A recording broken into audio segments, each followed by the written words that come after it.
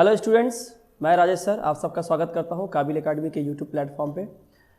Agriculture की पूरी theory class हम लोगों ने कर ली थी, जिसकी वीडियो आपके यूट्यूब पे भी अवेलेबल है और जिन्होंने ऐप पे परचेज़ किया है उनके लिए भी वहाँ पे अवेलेबल है, तो वो आप वहाँ पे जाके भी पढ़ सकते हैं, यूट्यूब पे भी पढ़ सकते हैं।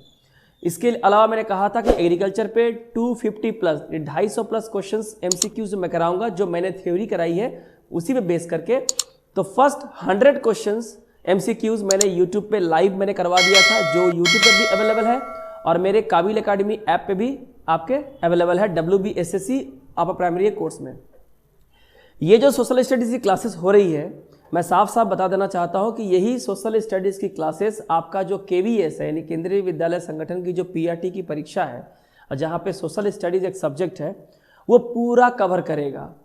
वेस्ट बंगाल की अपर प्राइमरी तो कवर करेगा ही, आपका टेट कवर करेगा, उसके अलावा जो KBS CTET का सेकंड पेपर ये पूरा का पूरा कवर करेगा, 100% से ज़्यादा कवर करेगा। इसलिए इसको ज़रूर देखें और इसमें पढ़ाए जाने वाले जो MCQs है इसे भी करें। सब कुछ ऐप पे अवेलेबल हो जाएंगे, यूट्यूब पे भी दे रहा हूँ और कुछ जो है ऐप पे जा रहे हैं तो आपको ऐप से पढ़ने होंगे, और जो यूट्यूब पे फ्री में जा रहे हैं वो आपको यूट्यूब मिल जाएंगे। तो 100 क्वेश्चन मैंने वहाँ डाल दिए हैं।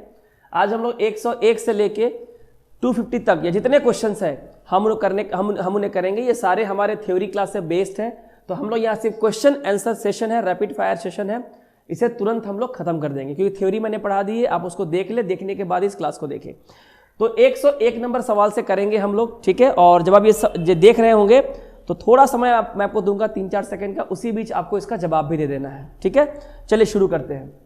तो एग्रीकल्चर का 101 नंबर सवाल है कि late blight is a common disease. हमने इससे पहले अर्ली ब्लाइट हमने पढ़ा था, यहाँ पे दिया है late blight is a common disease. जो ब्लैक रंग के पैचेस हो जाते हैं पत्तियों के ऊपर, ठीक है, इनमें से किसका है? मेज है, व्हीट है, पोटैटो है या ग्राउंडनट्स है? ये हमारा सवाल है। तो इसका सही आंसर क्या होगा हमारा? पोटैटो, ठीक है। पोटैटो और टोमेटो हमने अर्ली ब्लाइट में पढ़ा था, लेट ब्लाइट में हमने क्या पढ़ा है? पोटैटो पढ़ा है। तो ये एक डिजीज है, ठीक है। अगर इसको ठीक से जल्दी से इस बीमारी को अगर ठीक नहीं किया गया तो ये इतनी तेजी से फैलता है कि पूरे खेत में आपका ये जो फसल है, पूरे फसल को ये बर्बाद कर सकता है, ठीक है। आगे है रोका is the name of shifting agriculture. Shifting agriculture जिसे हम लोग स्लैश एंड बर्न एग्रीकल्चर कहते हैं। तो रोका एक शिफ्टिंग एग्रीकल्चर का नाम है जो मैंने अपनी थ्योरी में पढ़ाया है, ठीक है। कहाँ पे है? Brazil, Mexico, Canada, Argentina. कहाँ के शिफ्टिंग एग्रीकल्चर को रोका नाम से पुकारते हैं? जल्दी से आंसर करें। इसका सही आंसर होगा हमारा ब्राजील। तो ये ब्राजील की शिफ्टिंग एग्रीकल्चर यानी कि स्लैश एंड बर्न टेक्निक है। अगला सवाल है सेंट्रल पोटैटो रिसर्च इंस्टीट्यूट कहाँ पे है? लखनऊ, कानपुर, शिमला या मैसूरू, ठीक है। ये आपको आंसर देना है, जल्दी से कॉपी में आंसर कर ले, ठीक है। क्या होगा? सेंट्रल पोटैटो रिसर्च इंस्टीट्यूट जो है ये आपका कहाँ पे है? शिमला में है, जहाँ आलू के ऊपर जो है उसके आलू के अलग अलग वैरायटी, किस्म, हाइब्रिड, इम्प्रूव वैरायटी की चर्चा होती है, शोध होता है, रिसर्च होती है। आगे है suitable temperature for barley cultivation is between, यानी कि जो बार्ले है जो कि एक मिलेट्स की कैटेगरी में आता है, ठीक है, और ये कैश क्रॉप नहीं है, इसके लिए सुइटेबल टेम्परेचर कितना है खेती करने के लिए? 10 से 15, 15 से 20, 5 से 10 और 20 से 25 डिग्री सेल्सियस। ये आपको सही जवाब देना है, ठीक है। आई होप आप लोगों ने आंसर कर लिया होगा। तो इसका सही जवाब होगा 10 से 15 डिग्री सेल्सियस तापमान जो होता है ये बिल्कुल सुइटेबल टेम्परेचर होता है बार्ले की खेती करने के लिए। अगला सवाल है the largest producer of pulses in India. Bharat में दालों के उत्पादन में सबसे बड़ा राज्य कौन है? आंध्र प्रदेश, राजस्थान, उत्तर प्रदेश, मध्य प्रदेश। मैं बात यहां पे कर रहा हूं 2021 और 2022 यानी कि करंट जो सिनारियो है मैं उसकी बात कर रहा हूं। तो इसका आंसर क्या होगा? इसका देखिए, ये जो मध्य प्रदेश है ये पुराना वाला है, ठीक है। लेकिन अगर मैं 2021 और 2022 के आंकड़े अगर ये पूछेगा तो याद रखिएगा 2021 और 22 के हिसाब से आपका सही आंसर होगा राजस्थान, पर ऐसे में कौन है? Madhya Pradesh. The largest producer of eri and muga, actually muga नहीं होगा, मूंगा सिल्क इन इंडिया। तो भारत में ईरी और मूंगा नाम के जो रेशम की जो वैरायटी है इसके सबसे लार्जेस्ट प्रोड्यूसर जो है वो कौन है? आंध्र प्रदेश, मध्य प्रदेश, आसाम और वेस्ट बंगाल। तो मूंगा सिल्क तो पता ही है, जो इसके लिए कौन सा राज्य फेमस, चाय के लिए भी वो राज्य फेमस है, नंबर 1 पे आता है। तो सही आंसर इसका क्या होगा? आसाम। चाय में दूसरा नंबर आता है वेस्ट बंगाल का। विच of the following states is the biggest producer of spices in India? कह रहा है कि इनमें से कौन सा वो राज्य है जो मसालों के उत्पादन में सबसे क्या है, बिगेस्ट प्रोड्यूसर है। मसाला का उत्पादन सबसे यहाँ पे ज्यादा होता है। गुजरात है, केरला है, मध्य प्रदेश है और पंजाब है। इन 4 राज्यों में से कोई एक है जिसका जवाब आपको देना है। तो अगर आप ये वीडियो देख रहे हैं तो तुरंत इसका जवाब करें ऑप्शन देके और मेरे आंसर से मिलाएं। इसका सही जवाब क्या होगा, मध्य प्रदेश। आगे है, which of the following is another name for black soil. कह रहा है कि जो काली मिट्टी है, जो कपास की खेती के लिए यानी कॉटन की खेती के लिए बहुत ही अच्छी मानी जाती है, ठीक है। और ये तो ये लोमी से लेके क्लेई सॉइल के नेचर तक जाती है, यानी कि दोमट से लेके चिकनी मिट्टी तक क्वालिटी में ये पाई जाती है। तो ये ब्लैक सॉइल जो है इसे हम लोग और किस नाम से पुकारते हैं, खदर, बांगर, कछारी या रेगुड़। तो इसका सही जवाब क्या होगा हमारा, रेगुड़ सॉइल। कॉटन की खेती के लिए बहुत ही इंपॉर्टेंट है।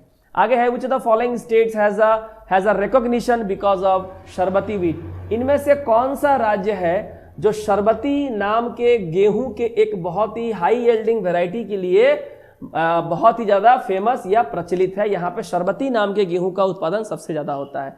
क्या पंजाब है, हरियाणा है, मध्य प्रदेश है या राजस्थान है? इन चारों में से आपको सही जवाब आपको देना है। तो ये सही जवाब क्या होगा, ये सही जवाब होगा हमारा मध्य प्रदेश जो है शरबती गेहूं के उत्पादन के लिए बहुत ही रिकॉग्नाइज्ड है, पॉपुलर है। आगे है, Asia's largest wholesale spice market is located. यानी अगर हम एशिया के सबसे थोक बाजार की बात करें, मसालों का थोक व्यापार जहां पे होता है, होलसेल में मसाले बिके जाते हैं एशिया का, तो कौन है? कोलकाता है, पुणे है, दिल्ली है या अहमदाबाद है? ठीक है, तो इस सवाल का आंसर आप दे रहे होंगे, मुझे पूरी उम्मीद है। ठीक है, 3 से 4 सेकंड के अंदर सही जवाब क्या होगा इसका? सही जवाब होगा दिल्ली। अगला सवाल है, Pusa, Sindhu, Ganga is a variety of which crop. Pusa, Sindhu, Ganga अलग अलग है ये, तो ये तीनों जो है ये किस फसल की एक वैरायटी है? बहुत ही इंपॉर्टेंट सवाल है ये, एग्जाम में आ सकता है कि पूसा, सिंधु, गंगा किस फसल की वैरायटी है। ठीक है, वीट है, पैडी है, लेंटिल है या ग्राम है?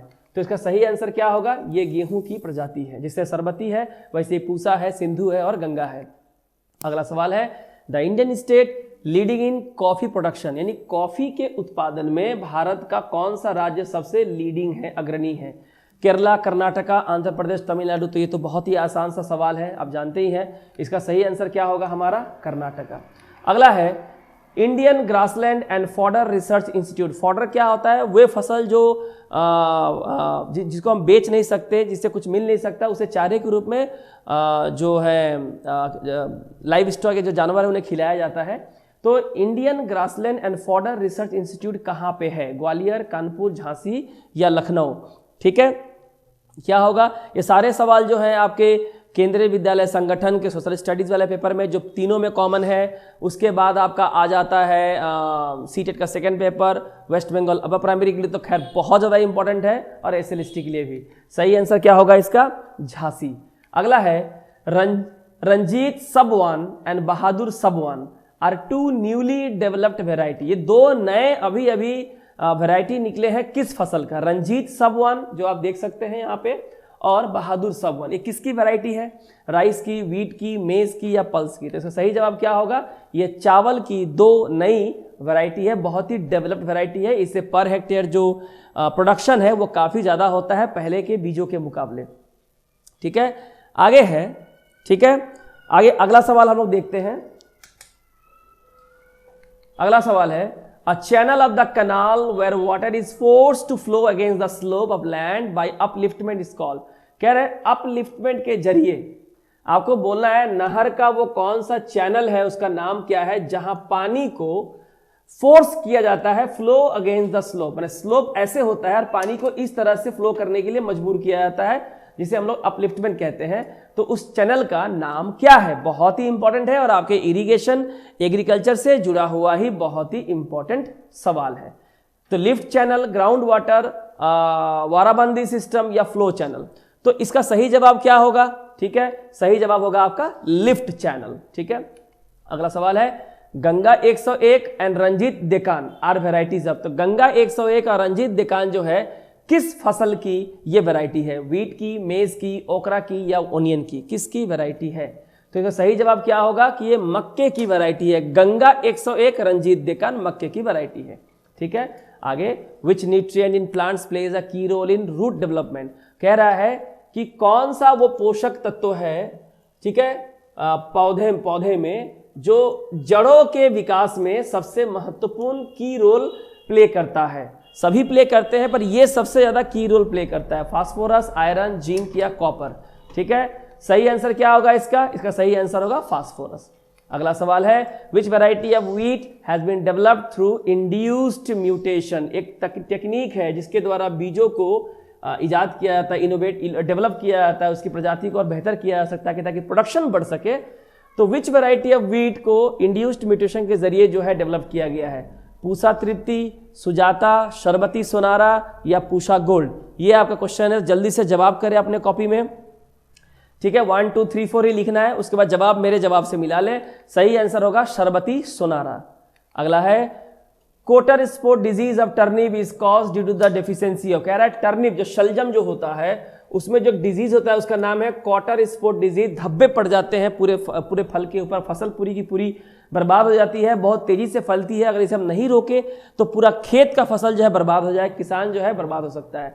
किसकी कमी के चलते होता है? फास्फोरस, कैल्शियम, जिंक और कॉपर। तो इसका सही आंसर क्या होगा? कैल्शियम। आगे है जे पेनिसेटम ग्लाउकम। ठीक है, क्या होगा? पेनिसेटम अलग होगा, ग्लाउकम अलग होगा। पेनिसेटम ग्लाउकम ये एक साइंटिफिक नाम है किसका? पेनिसेटम ग्लाउकम वैज्ञानिक नाम है किसका? राइस का, व्हीट का, बाजरा का या बार्ले का?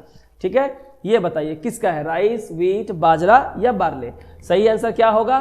बाजरा। ठीक है, अगला है, current 3 is a huskless variety.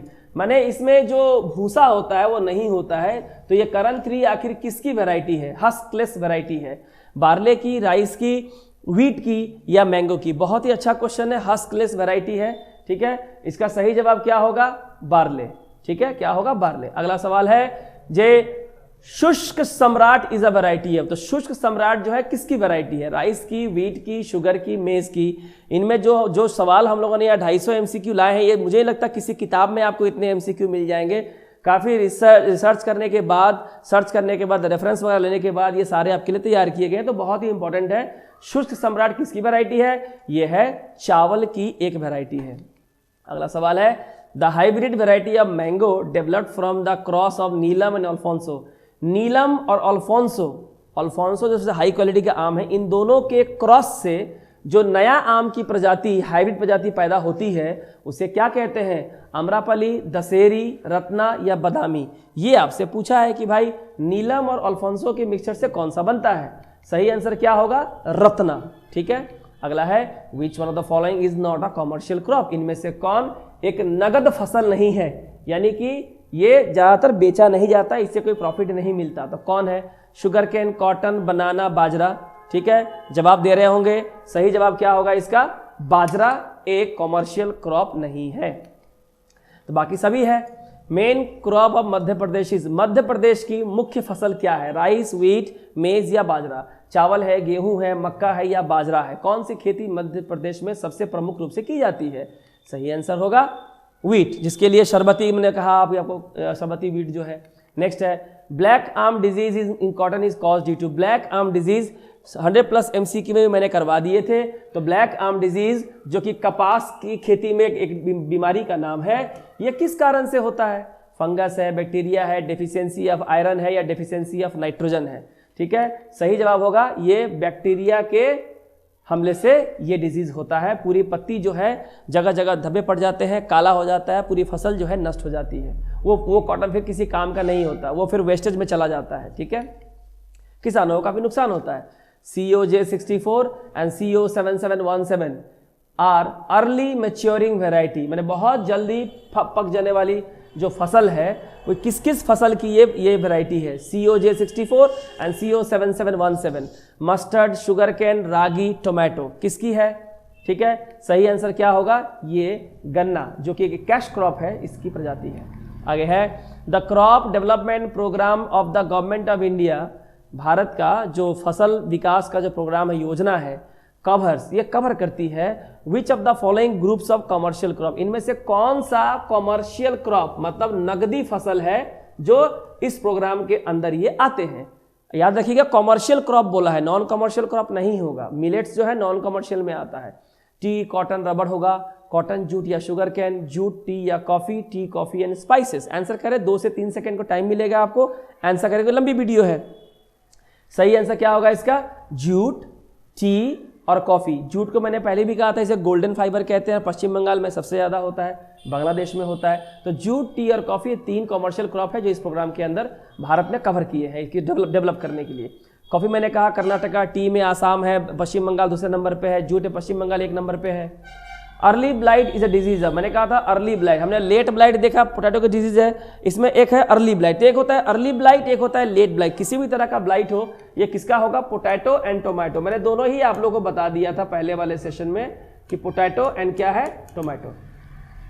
अगला है कंचन इज अ वेराइटी ऑफ, कंचन किसकी वैरायटी है, कंचन किस फसल की, इनमें से कौन है जिसकी वैरायटी का नाम कंचन है, बनाना, पी, वीट या राई। क्या वो केला है, मटर है, गेहूं है या वो चावल है।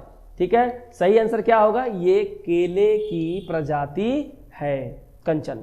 आगे है प्रकाश किसकी वैरायटी है, जैसे कंचन केले की प्रजाति है तो प्रकाश किसकी प्रजाति है, वैरायटी है, पी है, वीट है, शुगर केन है, मेज है। फटाफट आंसर करेंगे लेकिन, ठीक है। आंसर क्या होगा इसका, पी, ठीक है, मटर की। Next, crimson globe and Pusa Kanchan are varieties of. तो क्रिम्सन ग्लोब और पूसा कंचन इनमें से किसकी वैरायटी है, टोमेटो की, ऑनियन की, शुगर बीट की या कैरेट की। ये 4 ऑप्शन है और 4 में से एक आपको आंसर देना है। सही आंसर क्या होगा आपका, शुगर बीट की प्रजाति है crimson globe and Pusa Kanchan. आगे है ग्रोइंग ऑफ 2 और more crops simultaneously on the same field in a definite pattern is known as. कह रहा है कि एक ही खेत में एक निश्चित पैटर्न को फॉलो करते हुए 2 या 2 से अधिक जब फसलों की आप खेती करते हैं फिक्स्ड पैटर्न में, नॉट इन रैंडमली, तो ऐसे खेती को हम लोग क्या बोलते हैं। जो मैंने अपने एग्रीकल्चर की जो क्लास ली थी सिंगल वीडियो में 1 घंटे 40 मिनट या 25 मिनट की है, उसे मैंने अच्छे से मैंने पिक्चर के साथ बताया था। इसे हम लोग क्या कहते हैं, mixed cropping, intercropping, mixed farming, hybrid farming. ठीक है, जवाब करें इसका 1 2 3 4 फटाक से देना है। सही आंसर क्या होगा, इसे कहते हैं मिक्स्ड क्रॉपिंग कहते हैं। सही पैटर्न में होता है, अगर 2-3 तरह के फसल है तो उनका जगह एकदम फिक्स्ड होता है, एक सीध में ही होता है। आगे है एलुवियल सॉइल जो होता है, यानी कि जो vary in nature from sandy loam to clay. Alluvial soil में जलोढ़ मिट्टी जो होती है वो बलुई से लेके, बलुई दोमट मिट्टी से लेके चिकनी मिट्टी तक की क्वालिटी में आती है। तो दे आर जनरली क्या होते हैं, ये मैंने पहले भी कराया है, पहले वाले जो 100 MCQ मैंने करवा दिया है। Poor in potash and rich in phosphorus, poor in both potash and phosphorus, rich in both potash and phosphorus, rich in potash and poor in phosphorus. तो मैंने पहले भी करवाया है, आप लोगों को आंसर पता होगा। सही आंसर होगा पोटाश में तो काफी ज्यादा संख्या होती है, लेकिन फास्फोरस जो होता है इनमें क्या होता है, बहुत ही कम होता है। आगे है identify the crop on the basis of the following characteristics. बोला है कि नीचे कुछ एक फसल के गुण दिए हुए हैं, इसके हिसाब से बताना है किसके बारे में हम बात कर रहे हैं। It is a kharif crop, ये एक खरीफ फसल है जो मानसून के आगमन में और सितंबर अक्टूबर तक काट लिए जाते हैं। ऑस, अमन एंड बोरो इसके 3 different growing periods in an agriculture year होते हैं। About 1/4 of the total cropped area of India is under its cultivation. और कह रहा है कि ये वो फसल है जो भारत का लगभग 1/4 हिस्से पे इसकी खेती होती है। तो खरीफ भी है, असमान बोरो जो है 3 डिफरेंट ग्रोइंग पीरियड्स है इसके लिए पूरे साल भर में, और लगभग 1/4 जो भारत का खेती का हिस्सा होता है उसमें इसकी खेती होती है। व्हीट, राइस, पल्सेस और कॉटन।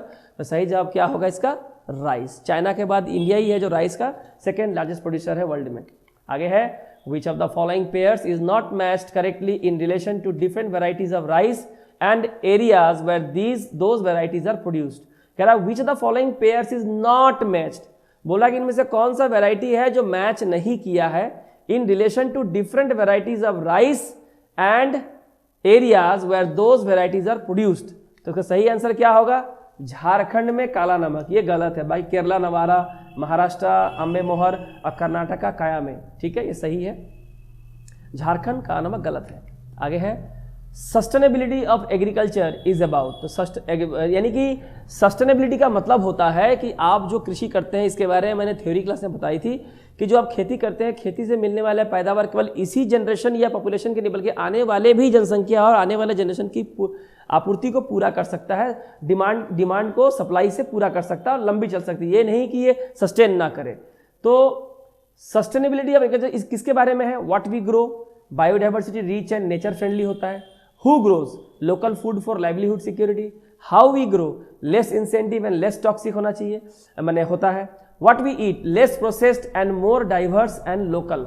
तो इसका करेक्ट जो है आंसर क्या होगा, सस्टेनेबिलिटी ऑफ एग्रीकल्चर का मतलब, तो ये चारों के चारों जो है बिल्कुल सही है, ऑल 1 2 3 एंड 4, जो मैंने थ्योरी क्लास में भी आप लोगों को बता दिया था कि सस्टेनेबल एग्रीकल्चर क्या होता है, सब्सिस्टेंस, सस्टेनेबल, प्रिमिटिव, हर चीज मैंने बताया है। मिल्पा एंड लादांग ये डिफरेंट नेम्स है, तो मिल्पा एंड लादांग आखिर क्या के अलग अलग नाम है, क्या वो शिफ्टिंग कल्टीवेशन है, मिक्स्ड फार्मिंग है, ट्रक फार्मिंग है, या प्लांटेशन एग्रीकल्चर है? ठीक है, तो इसका सही जवाब होगा शिफ्टिंग कल्टीवेशन। क्या है शिफ्टिंग, यानी कि जिसे हम लोग स्लैश एंड बर्न कल्टीवेशन भी हम लोग कहते हैं। आगे है अराबिका, रोबस्टा एंड लिबेरिका, ये किसकी वैरायटी है? अराबिका, रोबस्टा एंड लिबेरिका किसकी वैरायटी है? इनमें से मेरे ख्याल से लगता है कि इसका नाम पढ़ते ही आप लोगों को समझ में आ गया हो किसकी वैरायटी है, रोबस्टा, बहुत ही मजबूत होता होगा, coffee, T, sugar cane, cotton. तो इसका सही आंसर क्या होगा, दे रहे हैं आंसर आप, सही आंसर क्या होगा इसका, coffee. Identify the type of soil on the basis of the given characteristic, नीचे एक मिट्टी के बारे में कुछ गुण दिए गए हैं, इस गुण को समझ के आपको बतानी है कि ये किस मिट्टी के बारे में। हालांकि एक चैप्टर एक और रिकॉर्ड होने जा रही है जिसका नाम है रिसोर्सेज, और उस रिसोर्सेज में हम लोग नेचुरल और मैन मेड रिसोर्सेज दोनों की चर्चा करेंगे, जो सोशल स्टडीज के ज्योग्राफी वाले पार्ट में है, बहुत इंपॉर्टेंट है। वहाँ हम लोग नेचुरल और मैन मेड रिसोर्सेज के अलावा एक इंपॉर्टेंट टॉपिक पढ़ेंगे जिसका नाम है सॉइल, यानी कि भारत में पाई जाने वाली मिट्टी और उसमें उगने वाले अलग अलग फसल और उसके गुण। ठीक है, ये यहाँ एक क्वेश्चन दे दिया क्योंकि एग्रीकल्चर का ही सवाल है। कह रहा है कि ये वो मिट्टी है, they are rich in lime, iron, magnesia and alumina बहुत ज्यादा होता है। दे आर जनरली क्लेई होते हैं, चिकनी मिट्टी की तरह, डीप होते हैं, इम्परमिएबल होते हैं, अंदर तक ज्यादा नहीं जा सकते, भेद नहीं सकते। ये ज्यादातर महाराष्ट्र, मध्य प्रदेश और गुजरात में पाए जाते हैं। तो ये कौन सा सॉइल है? Laterite soil, red and yellow soil, saline soil, black soil. यहां से आपको आंसर देना है तुरंत। आंसर क्या होगा? यह है हमारा ब्लैक सॉइल। याद रखिएगा, इसमें लाइम, आयरन, मैग्नीशिया, एल्यूमिनिया काफी मात्रा में होता है, और मैंने अभी कहा भी था कि ये लोमी से लेकर क्लेई तक होता है, डीप होता है, इम्परमिएबल होता है, महाराष्ट्र, मध्य प्रदेश और गुजरात सबसे ज्यादा पाया जाता है। Which the following is not an insecticide, इनमें से कौन एक कीटनाशक नहीं है? कीटनाशक नहीं है, ठीक है, यानी कि ऑर्गेनिक होगा इसका मतलब। तो सही आंसर क्या होगा? ट्राइजाइन्स। तो यानी कि आप देखिए पैराथियोन, एल्ड्रिन और बेगन, ये आपको याद रखना है कि ये सारे इंसेक्टिसाइड है, बट ट्राइजाइन्स नहीं है। Which the following is not a micro irrigation system, इनमें से कौन एक माइक्रो इरिगेशन सिस्टम नहीं है? Drip irrigation, sprinklers, flow drip emitters या सरफेस इरिगेशन? सही आंसर क्या होगा? सरफेस इरिगेशन जो है ये माइक्रो इरिगेशन सिस्टम में नहीं आता है, ड्रिप आता है। ड्रिप इरिगेशन में मैंने ड्रिप इरिगेशन के बारे में थ्योरी क्लास में बहुत सुंदर से पिक्चर बना के मैंने समझा दिया था। स्प्रिंकलर से हो गया और फ्लो ड्रिप एमिटर्स, ये तीनों जो है ना माइक्रो है, ठीक है। सरफेस इरिगेशन नहीं, जो पूरे तरह से पूरे खेत में पानी की व्यवस्था एक साथ बड़ी मात्रा में की जाती है, ठीक है। Which the following is a commercial crop, इनमें से कौन एक नकदी फसल है? ये आप बताइए। तो पैडी है, व्हीट है, सोयाबीन है, तूर है, कौन सा होगा? तो आंसर होगा इसमें कॉमर्शियल क्रॉप कौन है? सोयाबीन जो है एक नकदी फसल है, ठीक है। इसका था पैडी, व्हीट या तूर नहीं है, सोयाबीन है। Kala Namak paddy is grown in which part of the Uttar Pradesh, कह रहा है कि उत्तर प्रदेश के किस हिस्से में काला नमक पैडी यानी कि धान जो है उगाया जाता है, ठीक है। तो western Uttar Pradesh, eastern Uttar Pradesh, central Uttar Pradesh, Bundelkhand. जवाब दे सकते हैं इसका आप लोग, बहुत ही टिपिकल क्वेश्चन है। सही आंसर क्या होगा? ईस्टर्न उत्तर प्रदेश। अगला सवाल है, the cultivation of crops with an annual rainfall is less than 750 mm is called, कह रहा है कि फसलों की जो खेती होती है जिसके लिए रेनफॉल जो है 750 mm से भी कम होती है, उस ऐसे कल्टीवेशन फसलों की खेती को हम लोग क्या कहते हैं? जहाँ 750 mm सालाना से भी कम की बारिश होती है। Rainfed farming, dry farming, dry land farming, intensive farming. Centimetre नहीं है, देखिए mm है, बहुत कम है ना। तो क्या हो जाएगा? इसका आंसर हो जाएगा ड्राई फार्मिंग यानी सूखी खेती। अगला है, which of the following is a branch of agricultural science which deals with principles and practices of soil, water and crop management। तो कह रहा है what is the name of the branch, कह रहा है कि खेती की वो कौन सी शाखा है, साइंस एग्री साइंस की कौन शाखा है जो डील करता है principle and practices of soil को देखना, मिट्टी का, पानी का और फसल का मैनेजमेंट को देखता है। इस ब्रांच को, कृषि के उस ब्रांच को क्या कहते हैं जो मिट्टी, पानी और फसलों के प्रबंधन से मैंने जुड़ाव रखती है? Crop production, agriculture engineering, home science या एग्रोनॉमी? तो मैंने पहले ही बताया था एग्रोनॉमी। एग्रो यानी क्रॉप, खेती, नॉमी का मतलब होता है मैनेजमेंट, मैंने एग्रो मैंने फील्ड, नॉमी मैंने द मैनेजमेंट ऑफ फील्ड। तो फील्ड में सॉइल आता है, वाटर आता है, क्रॉप आता है, सभी आता है। एग्रीकल्चर सेंसस मैंने पहले ही बता दिया कि कितने कितने साल के बाद होता है। सही आंसर क्या होगा? ये हो जाएगा 5 साल के बाद होता है। अगला है the farming in which farmers focus on growing enough food to feed themselves and other family members is called. कह रहा है कि the farming in which farmers focus on growing enough food to feed themselves and other family members, यानी यहाँ जो खेती होती है, इस खेती से जो भी निकलता है उससे अपना और अपने परिवार का पालन पोषण करने के लिए ही इस्तेमाल होता है, बेचा बहुत ही कम जाता है। तो इसे हम लोग क्या कहते हैं? ये मैंने थ्योरी क्लास में अच्छे से पढ़ा दी है। ऑर्गेनिक, इंडस्ट्रियल, ले या सब्सिस्टेंस? सही आंसर क्या होगा? Subsistence agriculture. आगे है which of the following states do cultivate wheat, में से कौन सा राज्य है जहां गेहूं की खेती होती है? कर्नाटका, महाराष्ट्र, वेस्ट बंगाल, तमिलनाडु? यहां भी होती है। आंसर होगा तमिलनाडु में भी होती है। What kind of cropping pattern is used in rain fade farming area? Rain fade का मतलब होता है जहां पे जो है बहुत ज़्यादा बारिश होती है, चारों ओर बारिश का पानी जमा हुआ रहता है। तो ऐसे रेन फेड फार्मिंग एरियाज में किस तरह की क्रॉपिंग पैटर्न, माने खेती करने के कौन से तरीके अपनाए जाते हैं? Single cropping, relay cropping, रटून cropping या इंटर क्रॉपिंग? ये आपको बताना है। तो इसका सही जवाब क्या होगा? Intercropping. अगला सवाल है the method of harvesting a crop which leaves the roots and the lower parts of the plant uncut to give the subtle crop is known. ये मैंने पहले भी 100 वाले एमसीक्यू मैंने बता दिए थे और आप लोगों को पता होगा। बताइए कि जो फसलों को काटते हैं तो नीचे जो तना के नीचे वाला पार्ट और जड़ वाला पार्ट जमीन में ही रह जाता है, ठीक है। इसे हम लोग क्या कहते हैं? इसे हम लोग कहते हैं रेटूनिंग। ये मैंने बताया था। अगला सवाल है कि which of the following fruits has maximum area under cultivation? इनमें से कौन सा वो फ्रूट है, ठीक है, जो मैक्सिमम सबसे ज़्यादा खेती का एरिया इसके अंदर ही आता है? इनमें से अगर फ्रूट्स की हम बात करें, मैंगो, जैक फ्रूट, बेरीज या एप्पल, तो पता ही है कि सबसे ज़्यादा खेती इनमें से किस फल की होती है? तो आप सब जानते हैं किसकी होती है? आम की होती है, ठीक है। इसके बाद जूट कल्टीवेशन इन इंडिया जो है is concentrated in delta area of which of the following river? कौन सी नदी की डेल्टा एरिया में जूट की खेती जो है भारत में सबसे ज़्यादा सिमट के रह जाती है या कंसंट्रेट करती है, ज़्यादा वहीं पे होती है? क्या वह गंगा का डेल्टा एरिया है, महानदी का है, ब्रह्मपुत्र का है, गोदावरी का है? तो इसका आंसर करें फटाफट। इसका आंसर क्या होगा? ये गंगा के डेल्टा रीजन में था। जब मैंने जूट कल्टीवेशन पढ़ाया था एग्रीकल्चर में, वहाँ मैंने आपको इसके बारे में जानकारी दी थी। अगला है what culture should be given priority in groundnut cultivation? कह रहा है कि what culture should be given priority, किस बात को, किस कल्चर को सबसे ज़्यादा प्रायोरिटी दी जाती है अगर हम बादाम की खेती करते हैं? तो माइकोरिजा, राइजोबियम, फोसोबैक्टीरिया, एजोस्पिरिलियम? क्या होगा इसका आंसर? और चूंकि बादाम है, ठीक है ना, ये क्या हो जाएगा हमारा? ड्राई नट सब है, तो राइजोबियम।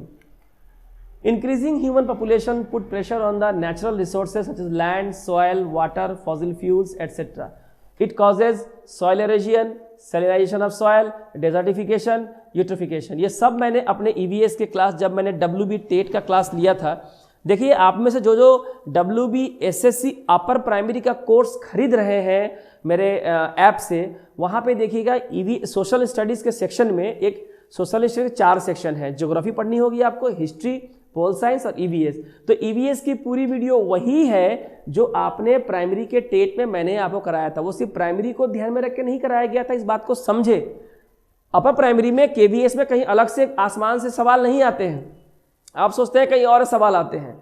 वहाँ 26 वीडियो है मेरे ईवीएस पे जो मैंने WB SSC अपर प्राइमरी के कोर्स में सोशल स्टडीज़ के ईवीएस के फोल्डर में रखे हुए हैं, वो आपको मिल जाएंगे। उसके बाहर कुछ नहीं आएगा, ईवीएस पूरा हो चुका है आपका, वो पढ़े। उसके बाहर कोई ईवीएस नहीं है, प्राइमरी में भी नहीं आई थी, आपके केवीएस में और प्राइमरी में भी नहीं आएगी, पूरी गारंटी है। तो वहीं से ये सवाल लिया गया, वहीं मैंने यूट्रोफिकेशन पढ़ाया था, ठीक है। तो ये क्या होगा? इंक्रीजिंग ह्यूमन पॉपुलेशन पुट, जो बढ़ती हुई लोगों की जनसंख्या है, इससे दबाव बढ़ रहा है किसके ऊपर? नेचुरल रिसोर्सेज के ऊपर। जो प्राकृतिक संसाधन है ये जल्दी खत्म हो रहे हैं, डिप्लीट हो रहे हैं, क्योंकि जनसंख्या बढ़ रही है, डिमांड पूरा नहीं हो रहा है। लैंड है, सॉइल है, वाटर है, जो फॉसिल फ्यूल्स है, जो हजारों लाखों साल के बाद आज फॉसिल फ्यूल के रूप में हमें मिल रहा है, पर ये नॉन रिन्यूएबल सोर्स है, नेचुरल है पर नॉन रिन्यूएबल है। तो इससे क्या होता है? सॉइल एरोजन होता है, मृदा अपरदन होता है, मिट्टियों में नमक की मात्रा बढ़ जाती है, पूरे के पूरे जंगल उजड़ जा रहे हैं, डिजर्टिफिकेशन और यूट्रिफिकेशन हो रहा है, तालाब में न्यूट्रिशन की मात्रा इतनी बढ़ जा रही है कि वहाँ किसी चीज़ की मैंने कुछ उगता ही नहीं है। तो आंसर क्या होगा, चारों सही है कि नहीं। आगे है which the following is are sustainable agriculture practice, इनमें से कौन सस्टेनेबल में टिकाऊ कृषि की पद्धति है, टिकता है लंबा अगले जनरेशन तक भी।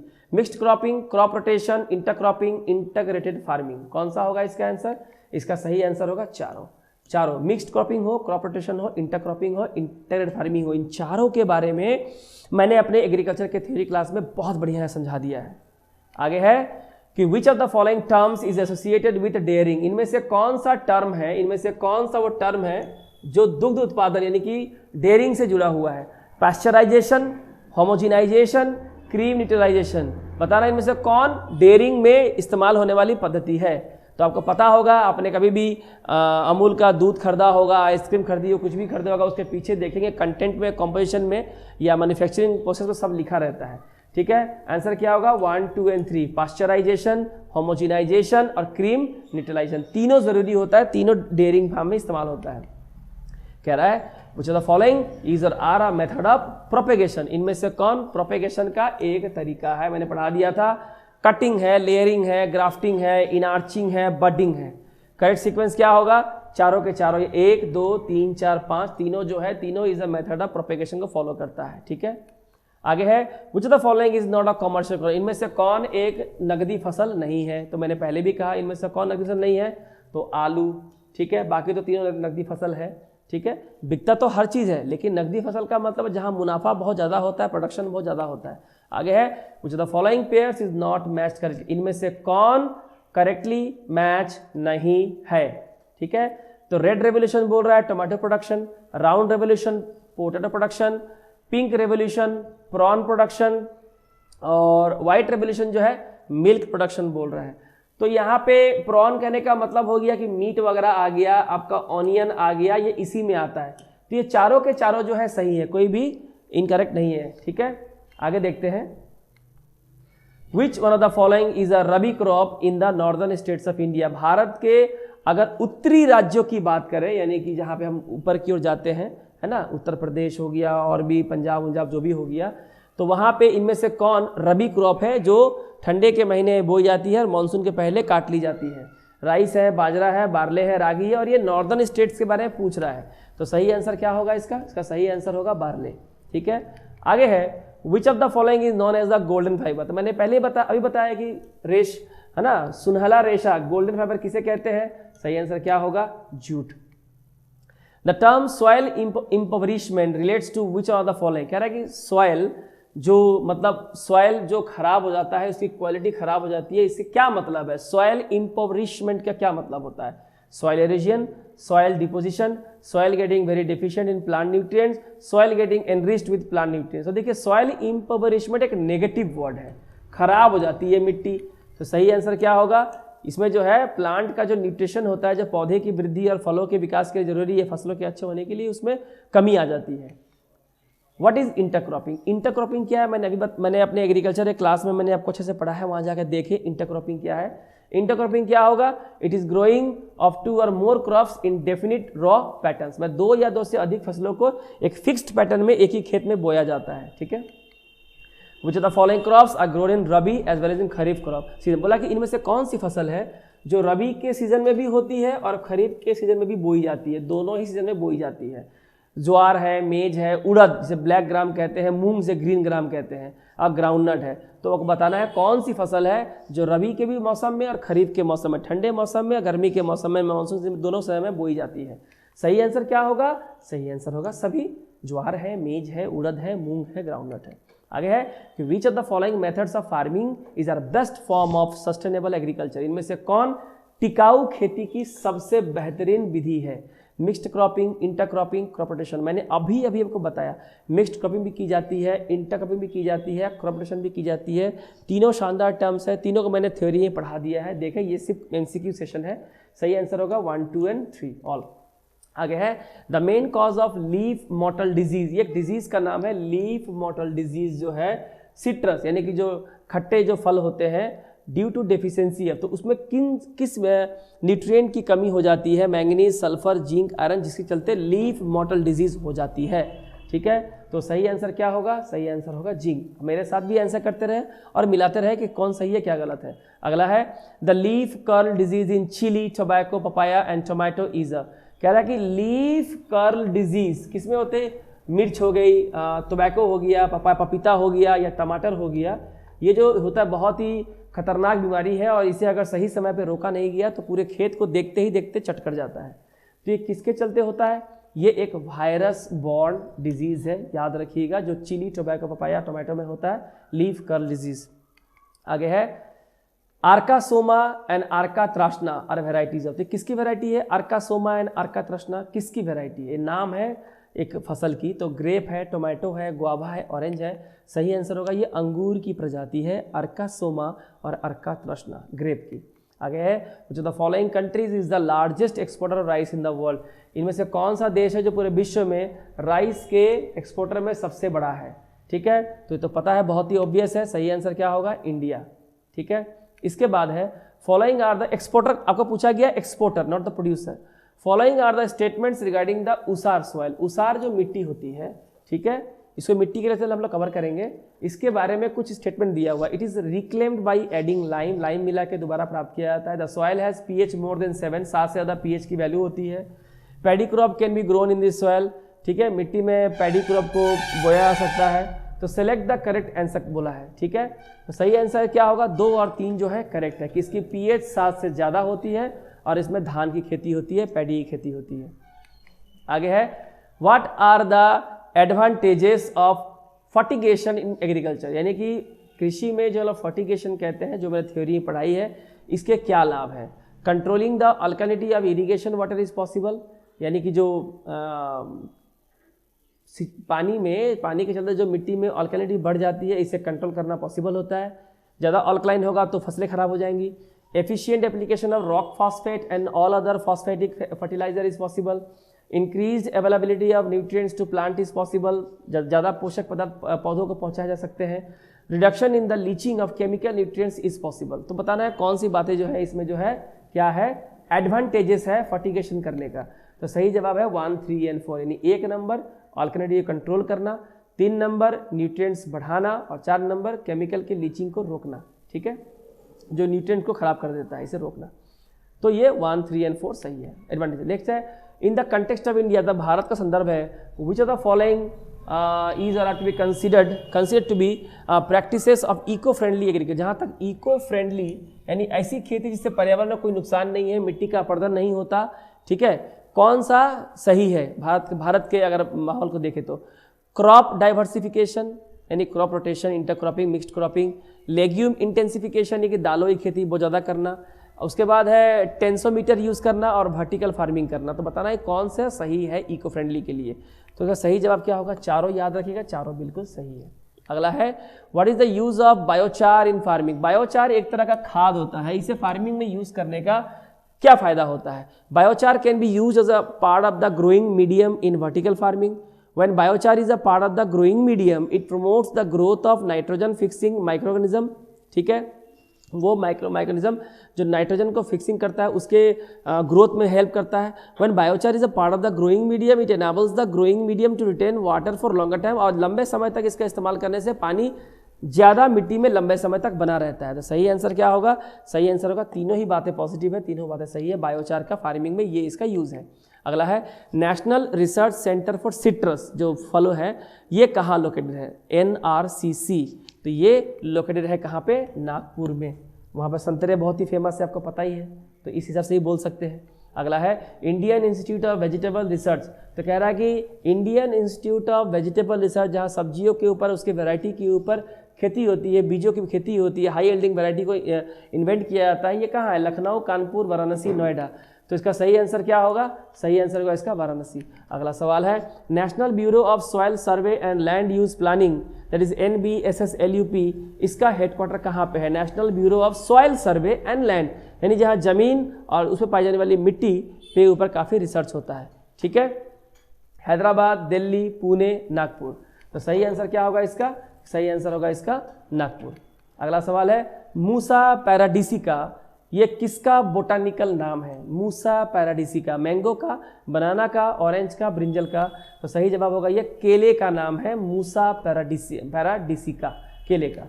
अगला है consider the following statements, agricultural soils release nitrogen oxides into environment. कृषि की जो मिट्टी होती है वो एनवायरनमेंट में नाइट्रोजन ऑक्साइड को रिलीज कर देती है। Cattle release ammonia into environment, cattle के द्वारा अमोनिया पर्यावरण में चला जाता है। Poultry industry releases reactive nitrogen compounds into environment. तो बोला कि which of the statement given above is correct, कौन सी बात सही है?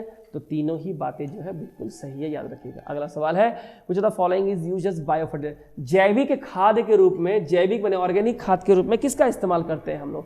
Rhizobium, blue green algae, azolla, all of these. इसका सही जवाब क्या होगा? आंसर दे। का सही जवाब होगा तीनों का इस्तेमाल हम लोग बायोफर्टिलाइजर में करते हैं, राइजोबियम, ब्लू ग्रीन एल्गे और एजोला। नेक्स्ट है पूसा RH10, ये किसकी एक हाइब्रिड वैरायटी है जो क्रॉस करके बनाई गई है? किस फसल की? बासमती राइस की, वीट की, मस्टर्ड की या सोयाबीन की? पूसा RH10 ये है आपकी बासमती चावल जो होता है, ये पूसा RH10 का एक हाइब्रिड वैरायटी है। अगला सवाल है कि nitrogen fixing bacteria make combination with cells of the roots. जो नाइट्रोजन को फिक्स करने वाले मिट्टियों में जो पेड़ों के स्वास्थ्य और उनके जड़ों के लिए इंपॉर्टेंट होता है, ये जो बैक्टीरिया होता है ये जो जड़ों की जो कोशिकाएं होती है उसके साथ कॉम्बिनेशन करती है। किसकी? पल्सेस की, राइस की, वीट की, शुगर केन की। तो याद रखिए इनमें से कौन सा फसल ऐसा है? तो वो है दाल। दाल को इसलिए ही बोया जाता है क्योंकि ये फसलों से उर्वरक शक्ति लेती नहीं है बल्कि उल्टा उसकी उर्वरक शक्ति को बढ़ाती है, नाइट्रोजन को फिक्स करने का काम करती है। ठीक है, इसके बाद है fruit cracking disease in pomegranate is caused due to deficiency of. कह रहा है कि जो अनार होता है, अनार का फल जो है वो फट जाता है, ये एक बीमारी है। फ्रूट क्रैकिंग डिजीज जो होता है अनार में, ये किसकी कमी के चलते होता है? Zinc, iron, boron, sulphur. ठीक है, तो सही आंसर क्या होगा? बोरोन। इसकी कमी के चलते अनार जो होता है फल वो फट जाता है, इसे कहते हैं फ्रूट क्रैकिंग डिजीज। नेक्स्ट है सुप्रभा एंड सुरभि, ये किसकी वैरायटी है? सुप्रभा और सुरभि किसकी वैरायटी है?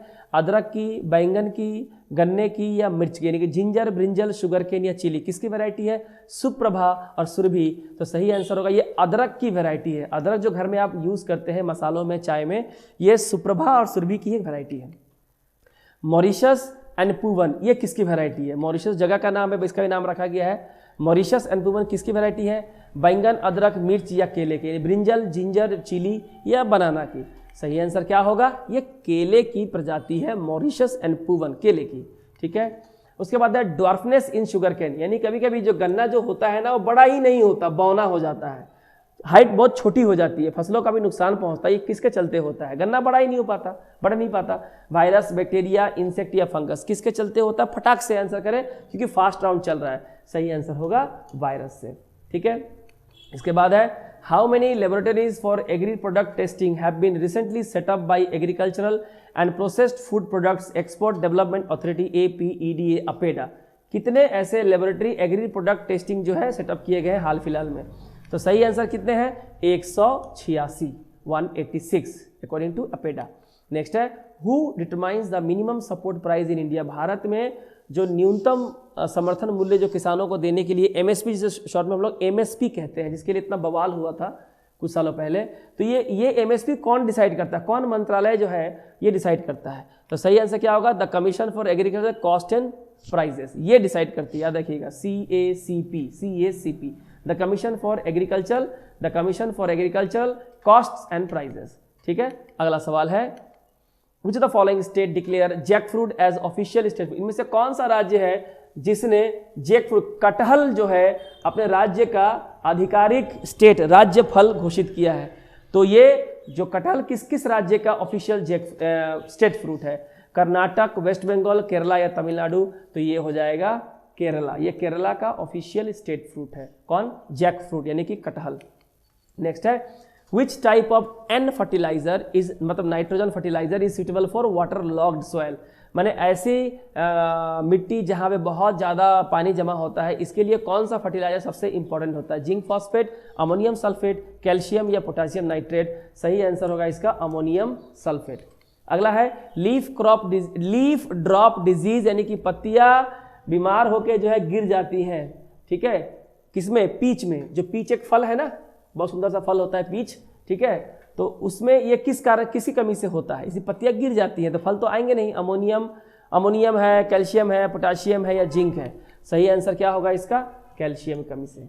अगला सवाल है, red colour of onion is caused due to the presence of. कह रहा है कि प्याज का जो लाल रंग होता है वो किसके उपस्थिति के चलते होता है? ठीक है, जिंक के कारण प्याज का लाल होता है, सल्फर, आयरन या एंथोसाइनिन? तो सही इसका आंसर होगा एंथोसाइनिन। यही केमिकल है जिसके चलते प्याज का रंग जो है पिंक या लाल रंग का होता है। नेक्स्ट है येलो वेन मोजाइक। ये जिसमें क्या होती है, जो इसमें जो इस फसल की जो पत्तियां होती है वो पूरी की पूरी पीली होकर बर्बाद हो जाती है, खराब हो जाती है। किसकी डिजीज है? वीट की, राइस की, ओकरा की, ओकरा माने भिंडी, या मेज की? आंसर दे। सही आंसर क्या होगा? ये भिंडी की डिजीज है, इसकी पत्तियां जो है पीली होकर खराब हो जाती है। ठीक है, अगला है, in agriculture census the operational holdings are categorised in five classes. कह रहा है कि जहां तक एग्रीकल्चरल सेंसस की बात है, जनगणना की, कृषि जनगणना की बात है, जो ऑपरेशनल होल्डिंग है उसे 5 क्लासेस में भाग किया जाता है। Farmers with land holding of 4 to 10 hectare belongs to. तो इसमें जो वो किसान जिनके पास 4 से 10 हेक्टेयर की जमीन उनके पास होती है, उन्हें, उन किसानों को किस कैटेगरी में रखते हैं? लार्ज में, स्मॉल में, मार्जिनल में, मीडियम में? सही आंसर क्या होगा? ये मीडियम कैटेगरी के फार्मर्स होते हैं जिनके पास 4 हेक्टेयर से लेकर 10 हेक्टेयर की जमीन होती है। अगला सवाल है, द फर्स्ट आरेका नट। आरेका माने जो सुपारी होती है ना, उसे कहते हैं हम लोग सुपारी को। The first areca nut to get the geographic indication, मैंने वो कौन सा पहला ऐसा आरेका नट है जिसको ज्योग्राफिकल इंडिकेशन GI टैग मिला है? हाँ, इसका नाम क्या है? इसका नाम है सिरसी सुपारी। तो किस राज्य में सिरसी सुपारी, जिसे हम लोग आरेका नट भी कहते हैं, क्या खेती होती है? कर्नाटका, बिहार, आंध्र प्रदेश, उड़ीसा? जल्दी से जवाब करें। सही जवाब क्या होगा? कर्नाटका। ठीक है, अगला है, which is the leading areca nut producing state in India. कह रहा है कि इनमें से कौन, यही आरेका नट यानी कि सुपारी प्रोड्यूसिंग स्टेट सबसे लीडिंग है, सबसे ज्यादा खेती यहीं पे ज्यादा मात्रा में होती है? केरला, वेस्ट बंगाल, मणिपुर या कर्नाटका? इसका जवाब करें फटाक से, 3 से 4 सेकंड मैंने कहे थे शुरू में दूंगा। सही आंसर क्या होगा? कर्नाटका में आरेका नट सुपारी खेती में सबसे आगे अग्रणी है कर्नाटका। कॉफी में भी अग्रणी है कर्नाटका। और इसी के एक प्रजाति का नाम क्या? कॉफी का robusta. Mask dance and war dance are popular folk dance. तो कह रहा है कि जो मास्क डांस है और जो वार डांस है, ये पॉपुलर लोक नृत्य है कहाँ का? असम का, मणिपुर का, मिजोरम का या अरुणाचल प्रदेश का? सही आंसर क्या होगा? अरुणाचल प्रदेश का। CS52 एंड CS54 ये एक सॉल्ट टॉलरेंट वेराइटी है, यानी कि मिट्टी की जो सैलिनिटी होती है, मिट्टी में नमक की मात्रा बढ़ जाने से बहुत फसलों की खेती इसमें नहीं हो पाती। तो ऐसे इसलिए जिन मिट्टियों में नमक की मात्रा ज़्यादा होती है वहाँ पे अगर नॉर्मल अनाज अगर नहीं उगते हैं तो अनाजों की अलग अलग वैरायटी को ईजाद करते हैं। उसी में से CS52 और CS54 है जो नमक को सह लेता है फिर भी फसलों की खेती हो जाती है। तो किसकी प्रजाति है ये? वीट की, राइस की, इंडियन मस्टर्ड की या शुगर केन की? तो सही आंसर होगा ये जो भारतीय जो सरसों होते हैं इसकी प्रजाति है, जो मिट्टी में अगर जो सैलिनिटी है, नमक की मात्रा का ज़्यादा है तो भी इसको सह लेते हैं। अगला सवाल है, heart rot disease in sugar beet. जो शुगर बीट जो होता है, हाँ, इसमें जो हार्ट रॉट डिजीज कहते हैं, ठीक है, ये किसी कमी के चलते होता है? बोरोन, आयरन, कैल्शियम या potassium? Heart rot disease sugar beet में ये होता है बोरोन की कमी की वजह से। बोरोन का एक हमने और सवाल देखा था ठीक इसके पहले। ये है 200 नंबर सवाल। येलो कलर इन टर्मरिक, हल्दी में जो पीला रंग होता है, पीला रंग हल्दी में, ये किसके उपस्थिति के चलते इसका रंग पीला होता है? और वो जितना ज़्यादा हल्दी में होगा वो हल्दी की क्वालिटी उतनी जल्दी बेहतर होगी। इसलिए मेघालय के जिजीरा में जो हल्दी उगती है वहाँ पे इसकी मात्रा बहुत ज़्यादा मिलती है हल्दी में। तो इसे हम लोग क्या कहते हैं? इसे हम लोग कहते हैं करकमीन। इसे हम लोग क्या कहते हैं? करकमीन।